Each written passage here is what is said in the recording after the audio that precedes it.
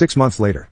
Divorcing my husband was the biggest mistake of my life. Frown. If I could give anyone a piece of advice for divorce, it would be to not do it under normal circumstances. If your spouse is beating you or threatening you or your children, then of course get out and fast. In my case there was no abuse. We were together for 8 years, that was mostly good, and we have 4 kids. Right around 5 years I got a promotion at work, and I got it in my head that my ex-husband was dragging me down, or at least holding me back from more success and a better life. We never had a lot of money, but with my promotion I was now making more than he was. I started working longer hours, and at the same time his hours were cut, so he was at home more. I really began to resent him because he was home and because he got to spend time with our kids. Most nights when I got home they were already getting ready for bed, if not already sleeping. After a few months of my new job it was clear to me that things were not going well at home without me there. Some nights the dishes weren't done when I got home, or the kids hadn't eaten, or whatever else I could think of to be mad at him about. It really didn't matter. He kept saying that he would try harder, but that it was hard being home all the time. That always made me really mad. For the next couple years things kept getting worse. My hours weren't any shorter, and as were on and off full time. There was no convenient time for him to be working full time because of my hours, but we also needed the money. Whenever he would tell me that he could get extra hours I would always complain, and the less hours he worked the more I complained that he wasn't bringing in enough money.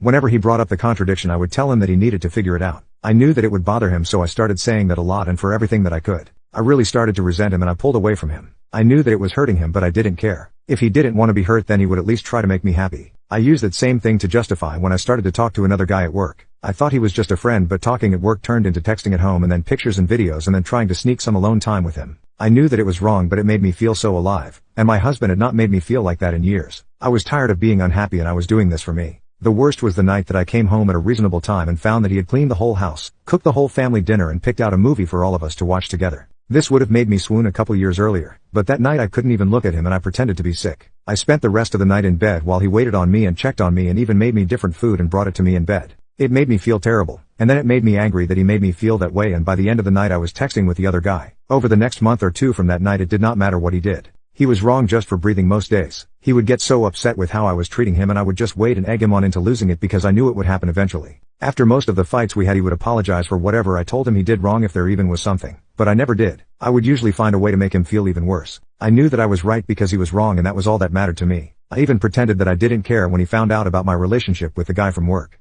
It really destroyed me inside to see him holding back tears, but I wasn't going to let him see that. He was at his weakest, and that was when I chose to tell him that I wanted a divorce. I could almost hear his heart shattering inside his chest. He talked and fought and said that we could work through it together. I really wasn't interested in fixing our marriage, but I mostly ended things with the other guy, but only because I knew I could get it back if I wanted it. I could see that he was trying, and occasionally I would let him know, but for the most part I kept being a huge bitch to him for any and all reasons that I could think of. I'm not sure how much more the man could have done to make me happy besides finding a job that paid enough for me to not have to work at all. He said that he was looking, but looking and finding are two different things. It was around this time that I discovered this group and a few others. I started posting things about him, from my perspective only, and I got so much positive feedback for how I was feeling that I knew I was right. The more I posted, the more validation that I got. It wasn't just me who knew that ex-husband wasn't worth keeping around. I had the whole internet telling me how terrible he is. I started saying awful things to him and even outright ignoring him. I was so confident with mine and everyone else's opinion that I contacted a lawyer and within a couple weeks had filed for divorce. I continued to use this site and a couple others to validate my feelings and for encouragement to go through with it. And finally it was done. It went pretty smoothly.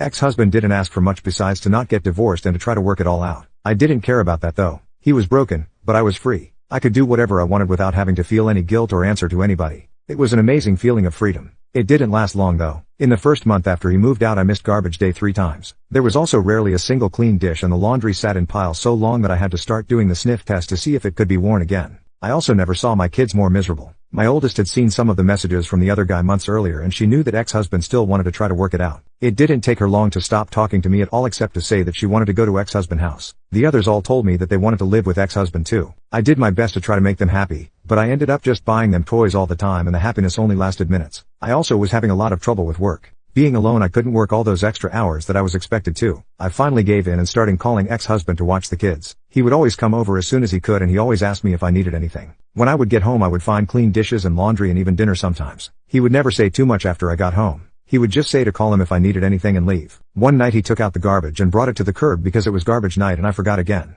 He always looked so sad when it was time to go. Finally, after a couple months, my friends convinced me to go out on a date. It was for dinner and a movie and I was excited and hopeful, but at dinner I started getting a feeling of overwhelming guilt. It got so bad that I ended up not even going to the movie. A week and about 1,000,000 tears later I was on a therapist's couch. I told her everything that had happened, starting with the promotion that I got at work. She did not agree with me or with any of the encouragement to divorce that I got. I ended up in her office 2 and sometimes 3 times a week, and the more that I talked to prove that I was right, the more that I started to see how wrong I was. It was truly heartbreaking. I don't know if I cried as much in my whole life as I did in the first month in her office. After about $2,000 of therapy sessions I learned that my ex-husband had his faults, but I figured out that mine were so much worse. I did so many awful things and said awful things that I wouldn't want to be with me, but he did. I still remember him asking me in the meeting with the lawyer to please not go through with it. I did go through with it though, and then later I bragged on here how great it felt. I was so wrong, and now I can see it. A couple weeks ago I went outside with him when he was leaving the house. I asked him about getting back together. When he looked at me his eyes were full of tears and a couple went down his cheeks. He told me that he didn't know if he could.